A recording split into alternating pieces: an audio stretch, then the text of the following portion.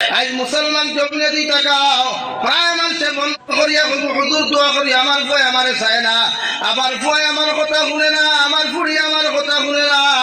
আমি মনে করি প্রতিজন মা বাবা তুমি টাইম দেই, প্রতিজন সন্তানদের সর্বপ্রথম মোবাইলের মধ্যে না দিয়া আল্লাহর কালামুল্লাহ শরীফ অন্তরাইয়া দেও। আর আপনার সন্তানকে আপনি কোরআনে করিমর ফজিলত তখন আপনি বুঝাও কোয়া আল্লাহর নবী মুহাম্মদুর রাসূলুল্লাহ সাল্লাল্লাহু তাআলা আলাইহি ওয়াসাল্লাম ফরমায় খায়রুকুম মান তাআল্লামাল কুরআন ওয়া আল্লামাহু আও কামা ক্বালা আলাইহি সালাতু ওয়াসসালাম। জমিন সবচাইতে ভালো মানুষ ওই ব্যক্তি হইয়া থাকলা যেন জমিন কোরআনের শিক্ষা মানুষরে দেন আর যেন জমিন কোরআন শিক্ষা গ্রহণ করেন। সুবহানাল্লাহ। আল্লাহর নবী মুহাম্মদুর রাসূলুল্লাহ সাল্লাল্লাহু তাআলা আলাইহি ওয়াসাল্লাম ফরমায় যদি কোন মানুষ তলবুল ইলম অবস্থায় জমিন থেকে মারা যায়, কোন মানুষ কোরআন শিক্ষা গ্রহণ করা অবস্থায় জমিন থেকে চলে যায়, আল্লাহ তারে বিনা হিসাবে শাহাদতি মর্যাদা দান করবা। সুবহানাল্লাহ। এখন কথায় তুই যুবক করে গুসা করিও না যে বলির লাগে অসুবিধা নিতাও আছে, অসুবিধা নাই তো। যে বলির কারণে মারে তুমি দাম দেয় না, বাবারে দাম দেয় না, মনে করিও ই বইনে তোমার আই হেট ইউ হইয়া ফাউটা কি দুটা খুলিয়া দেখাইয়া দৌড়। এটা হাজার ঘটনা ঘটে। বদরপুর আইস থেকে 2 থেকে 3 বছর আগে ঘটনা ঘটছে না ঘুরে 4 জুলিয়েট আর 1 রোমিও, মানে 4 রোমিও আর 1 জুলিয়েট ফাইসলাইন ঘটনা, মানে 3 রোমিও দিয়া 1 রোমিও আনলে হয়েছে।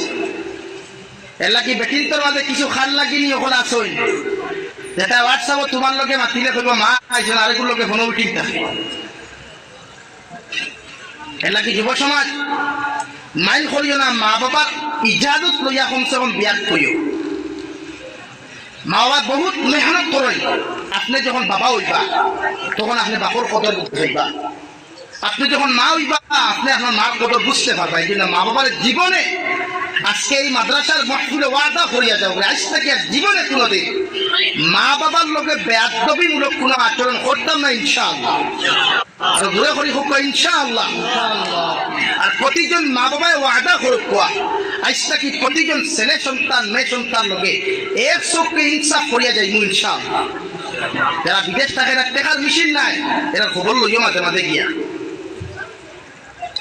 এর লাগি সারারে আপনি সমান অধিকার দিবা। শিক্ষিত যদি বানাই না আপনি সারা বানাইবা। একু মেসাবি লাইনে বানাক, একু ডক্টর বানাক, একু ইঞ্জিনিয়ার বানাক, এগুলো বানাই দিলা ইঞ্জিনিয়ার গড় হাফুরি আলুয়া বানাই দিলা, এগুলো তোর ভবিষ্যৎ দেখতে না। এই জন্য প্রতিজন মানুষে আপনারা আমার মাথায় গুছা কথা না তো মা বাবা অকল ঠিক হইব। হযরতে লুকমান হাকিমে কান ছেলের নসিহত করার লগে লগে আল্লাহ এত সুন্দর করিয়া হযরতে লুকমানের ছেলের নসিহত করলা। লুকমানের ছেলে আমি আল্লাহ তোমার হইয়ার জন্য কোনোদিন তোমার মা বাবার লগে খারাপ আচরণ করিও না, তোমার বাবার লগে হেনতিমূলক কোনো আচরণ করিও না। তোমার মা যত বৃদ্ধ হইবা, যত বয়স্ক হইবা, জীবনে কোনোদিন তুমি তোমার মা বাবার লগে খারাপ আচরণ করিও না। আমি আল্লাহ কইয়ার তোমার মা বাবা যদি তোমার উপরে রাজি আর খুশি থাকেন, আমি আল্লাহ তোমার উপরে রাজি আর খুশি থাকবো। সুবহানাল্লাহ।